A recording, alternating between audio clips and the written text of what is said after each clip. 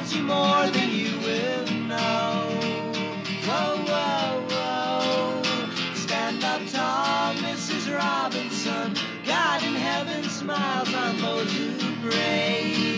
Hey, hey, hey, hey, hey, hey.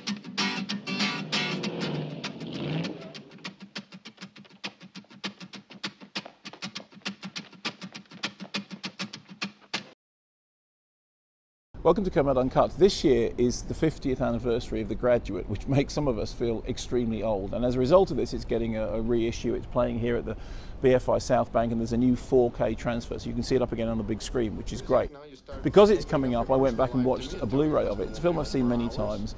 And once again, it cast its spell. I was completely involved. I loved the characters, I loved the story, and I started remembering all the stories about how difficult it was to make, how nobody wanted Dustin Hoffman to do it, how the fact that Dustin Hoffman and Anne Bancroft were so close in age, they thought it wouldn't actually work on screen, and most importantly, how it was that the film came to give us what is now considered to be the definitive celluloid jukebox soundtrack. Famously, Mike Nichols said to Simon and Garfunkel, you know, I want you to score the film, and they said, great.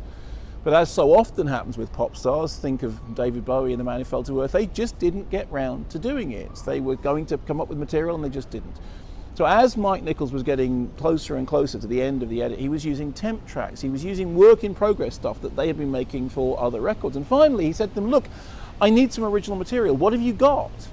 He said, well, we've got this song called, you know, Mrs. Roosevelt. And Nichols apparently said, okay, it's not called Mrs. Roosevelt, right? It's called Mrs. Robinson. Record it now and give it to me. Next thing you know, you have the film with Mrs. Robinson and Sound of Silence in various versions and Scarborough Affair, and those songs are now indelibly wedded to the film of The Graduate. And I was thinking about that accidental classic soundtrack.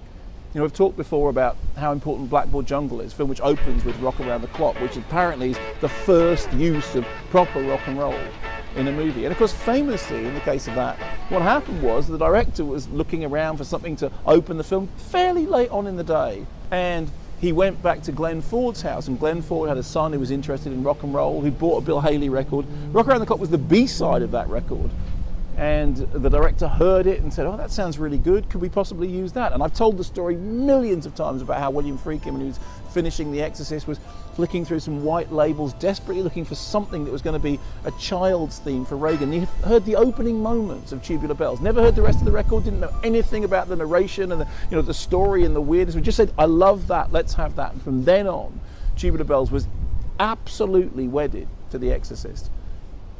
But even knowing all that, even watching The Graduate and knowing that very little of that music was actually intended for that film, it's impossible not to think that it's embedded in the celluloid. Every note, every word, every tune, every reference, every riff seems to have been written for that film. Perhaps it was something in the air, perhaps it was just a coincidence of time. When the Lemonheads did their version of Mrs. Robinson, they did a recreation of the Graduate poster. I remember it really clearly. It was like a whole new generation of people felt exactly the same way about it. And I watched The Graduate again the other day. It caught me as it always did, but that music is perfect. Perfect and apparently largely accidental. And touch the sound of silence.